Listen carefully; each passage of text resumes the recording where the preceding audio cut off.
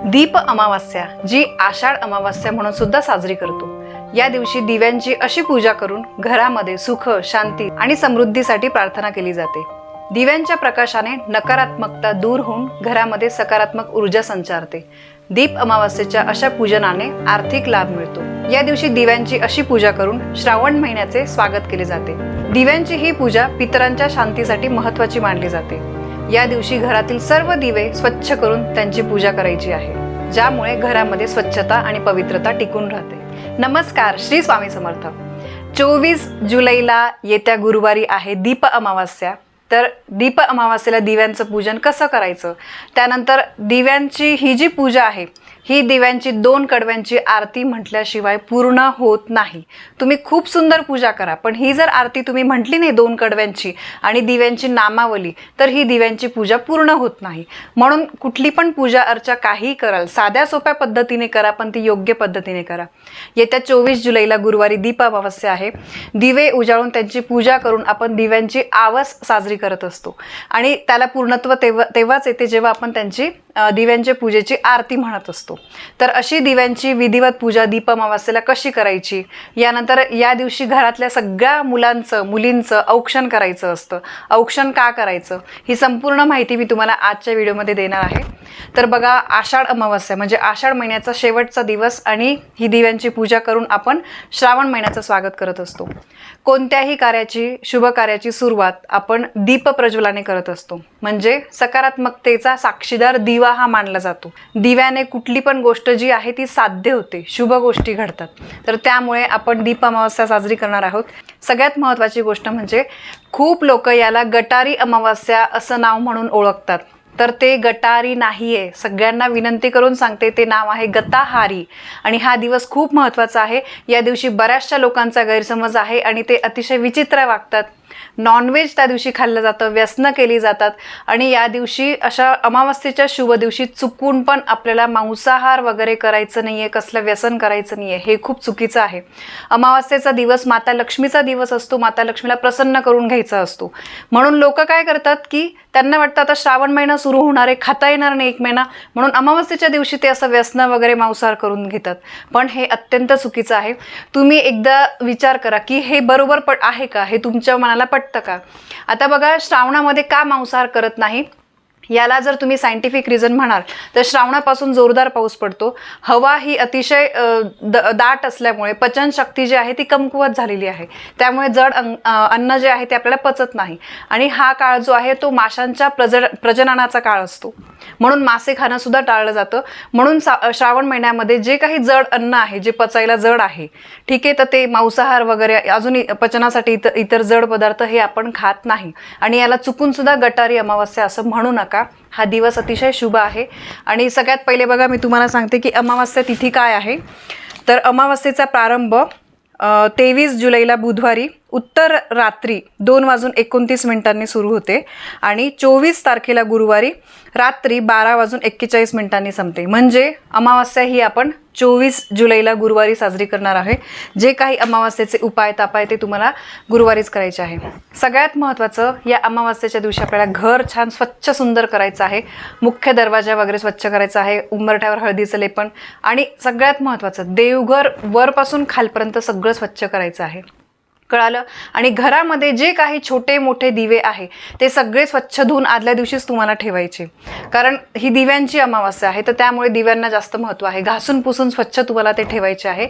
आणि जे तुमचे परंपरागत काही दिवे चाललेले असतील, दगडाचा दिवा असेल, मातीचा दिवा असेल, पंचधातू, इतर सोने चांदी कुठलाही दिवा असेल, घरातले सगळे दिवे काढा, ते स्वच्छ घासून पुसून तुम्हाला या दिवशी पूजेमध्ये ठेवायचे आहे। ठीक आहे, आता ही पूजेची जी मांडणी आहे ती तुम्ही सकाळीच मांडा आणि भरपूर तेल टाका की जेणेकरून दिवसभर तेवत राहील। समजा तेल संपलंच तर संध्याकाळी आपल्याला परत हे दिवे प्रज्वलित करायचे आहे, कारण अमावास्येच्या दिवशी संध्याकाळचा काळ हा महत्त्वाचा मानला जातो। तुम्ही संध्याकाळी परत सगळे दिवे प्रज्वलित करा आणि दिवसभर ही मांडणी तशीच ठेवायची आहे।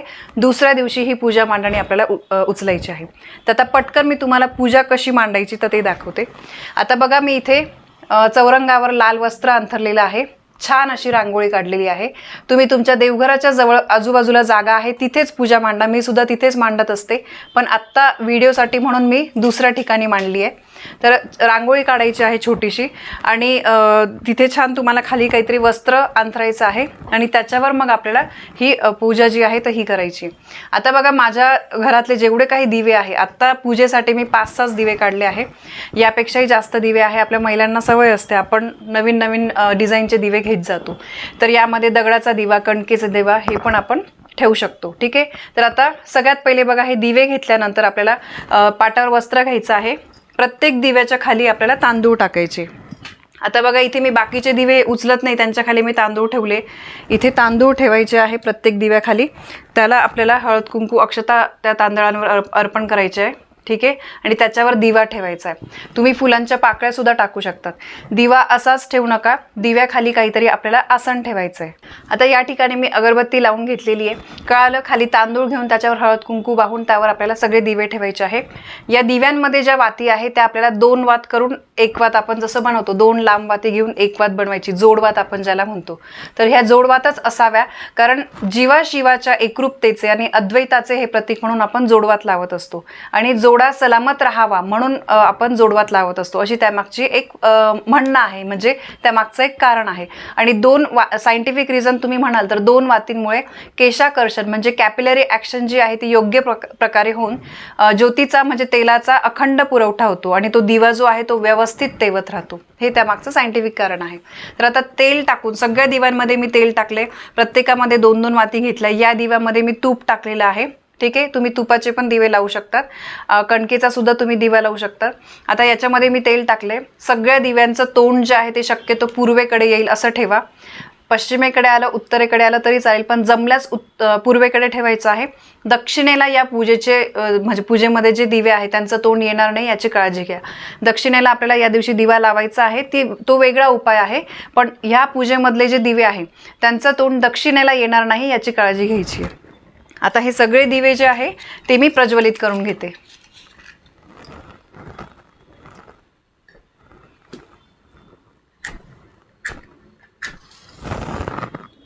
तर बघा मस्त असे सगळे दिवे मी प्रज्वलित करून घेतले. सगळ्या दिव्यांना आपल्याला हळद कुंकू अक्षता अर्पण करायचे आहे. प्रत्येक दिव्याची सेपरेट छान पूजा करा. प्रत्येक दिव्याला हळद कुंकू अक्षता व्यवस्थित अर्पण करा. मनोभावे आपल्याला पूजा करायची आहे. यानंतर दिव्याला आपल्याला फूल अर्पण करायचे. प्रत्येक दिव्याला छान फूल अर्पण करा.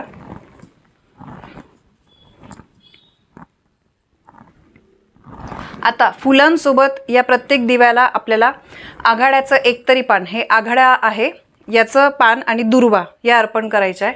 तर आघाडा मी अर्पण करते पहिले. आता दुर्वा अर्पण करू.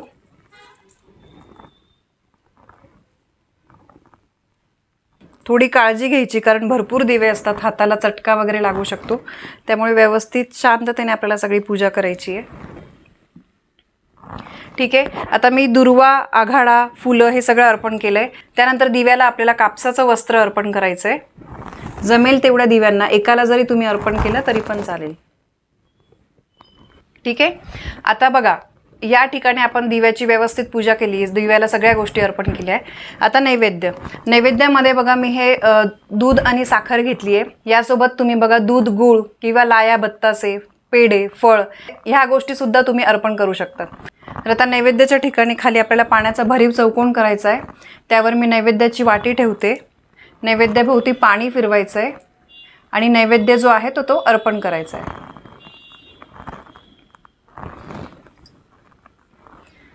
आता या पूजेला मनोभावे आपल्याला नमस्कार करायचा आहे. अशा सोप्या पद्धतीने आपल्याला दिव्यांची ही पूजा करायची. आता समजा तुम्हाला वाद जर पुढे करायची असेल तर तुम्हाला ही वाद गोड म्हणजे खडी साखरेने किंवा गोड एखाद्या पदार्थाने ती पुढे करायची असते. ठीक आहे. नेहमी तुम्ही लक्षात ठेवा, वाद जी आहे ती नेहमी गोड गोष्ट जी असेल एखादी त्याच्यानेच आपल्याला पुढे करायची असते. आता अशी दिव्यांची पूजा झाल्यानंतर तुम्हाला दिव्यांची आरती म्हणायची आहे. आरती मी तुम्हाला खाली डिस्क्रिप्शनमध्ये देते किंवा स्क्रीनवर देते. ठीक आहे. आणि दिव्यांची नामावली सुद्धा म्हणायची, तर ती पण मी तुम्हाला स्क्रीनवर देते. आणि हे झाल्यानंतर आपल्याला संध्याकाळी दक्षिण दिशेला वात करून पितरांसाठी दिवा लावायचा आहे. कणकेचा दिवा आपल्याला लावायचा असतो. तर ही झाली आपली दिव्यांची पूजा. आता दीप अमावास्येला संध्याकाळी घरातले जे काही मुलं मुली असतील त्यांचं आपल्याला औक्षण करायचं आहे. जसं आपण वाढदिवसाच्या दिवशी मुलांना चौरंगावर किंवा पाटावर बसून त्यांना हळद कुंकू अक्षता लावतो कपाळी, त्यानंतर ओवाळणी करतो आणि त्यानंतर काहीतरी गोड पदार्थ त्यांच्या तोंडामध्ये टाकतो. अशाच प्रकारे घरातले मुलं मोठे असतील छोटे असतील तरी पण त्यांची पूजा करायची आहे. कारण मुलं किंवा मुली जे आहे ते वंशाचे दिवे असतात. मुली वंशाच्या पणती असतात असं म्हटलं जातं आणि मुलं जे आहे ते वंशाचे दिवे असतात. म्हणून ते सुद्धा त्यांच्यामुळे आपल्या वंशाची वृद्धी होते. तर त्यामुळे आपल्याला या दिवशी आपल्या घरातल्या मुला मुलींची सुद्धा पूजा करायची आहे. बघा, हे सर्व दिवे पाहून अतिशय प्रसन्न वाटतं. या सगळ्या गोष्टी करताना आपल्याकडून काही चूक झाली असेल तर देवाला पूजा झाल्यानंतर फक्त हात जोडून मनापासून प्रार्थना करायची आहे की हे देवा, माझ्या यथाशक्तीने मी ही साध्या भोळ्या मनाने मी ही पूजा केलेली आहे. यामध्ये जर काही माझ्याकडून चूक झाली असेल तर मला क्षमा असावी. अशी एक क्षमा प्रार्थना आपल्याला प्रत्येक पूजेमध्ये मागायची असते.